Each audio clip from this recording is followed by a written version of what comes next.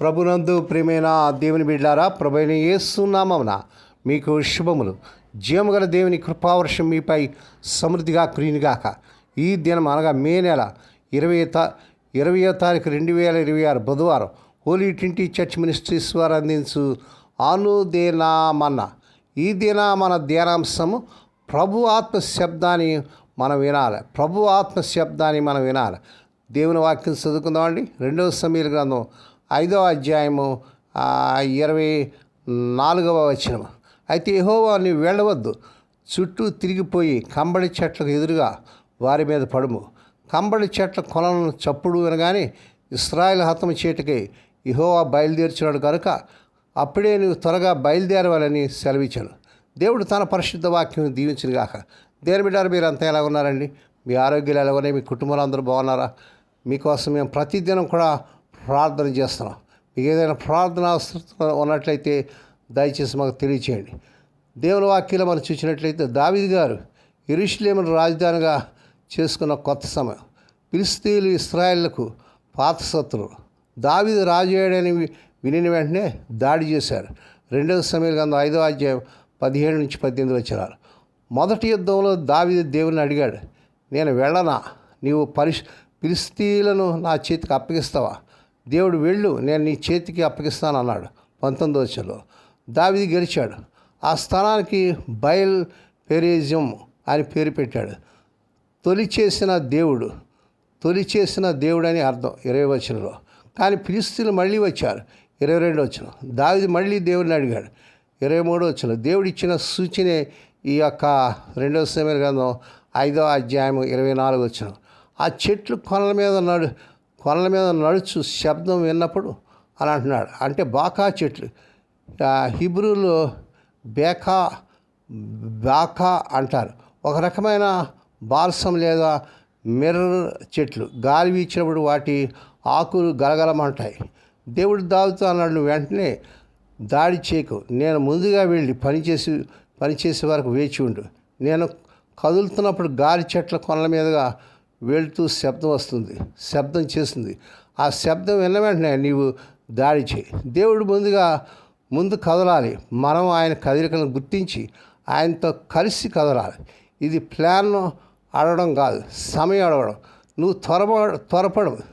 దేవుడు సైగా ఇచ్చిన వెంటనే ఆలస్యం చేయవద్దు. వేచి ఉండటం ఎంత ముఖ్యమో ఆజ్ఞ ఇచ్చిన వెంటనే చర్య తీసుకోవడం అంతే ముఖ్యం.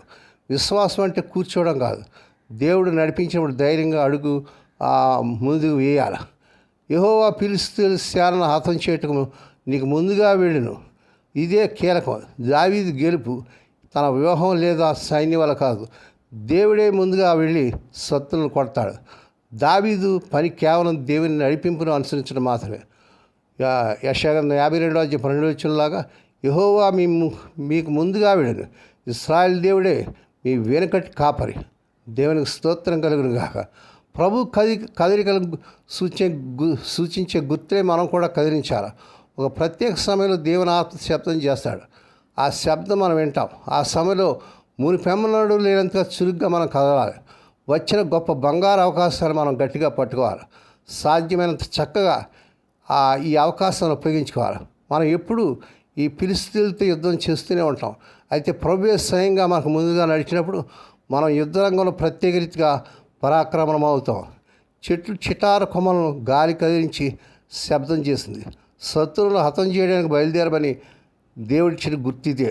వెంటనే దావీదు అతని మనుషులు బయలుదేరారు. వారు ముందుగా కదులుతున్న సమయంలో ప్రభువే ఫిలిష్తీయులను హతం చేశాడు. అలాగే ఈరోజు మన స్నేహితులందరితో ఆయన గురించి మాట్లాడేటప్పుడు ప్రభు అవకాశం ఇచ్చును గాక. దేవుడు మనకు అలాంటి నిరీక్షించుకున్న అవకాశాలు అనుగ్రహించినప్పుడు వాటిని ఉపయోగించుకునేటట్లు మెలకుగా ఉండి మనం సిద్ధపరచుకుందాం. ఇదే సువార్త చెప్పడానికి అనుకూలమైన రోజు. ఆత్మను సంపాదించే కాలం మనమంతా ఉన్నాం. మన చెవులను తెరిచి పరిశుద్ధాత్మ శబ్దాన్ని వినడానికి సిద్ధంగా ఉందాం.